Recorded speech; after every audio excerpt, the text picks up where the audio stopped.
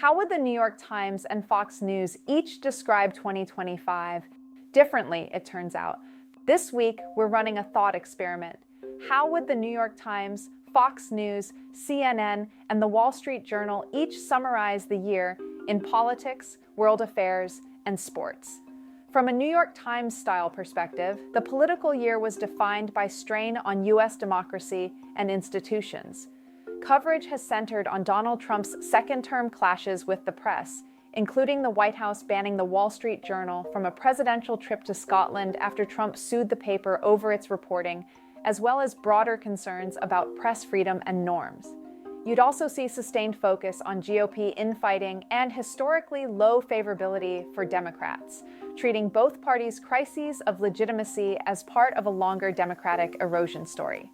Internationally, the Times would likely frame 2025 around humanitarian catastrophe and the failures of global governance.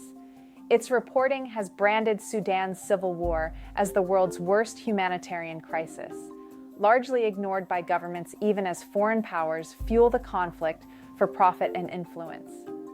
Long-running coverage of Ukraine, Israel, Afghanistan, and the fallout from U.S. policy failures there would be treated as part of the same pattern: powerful states mismanaging wars and leaving fragile societies behind.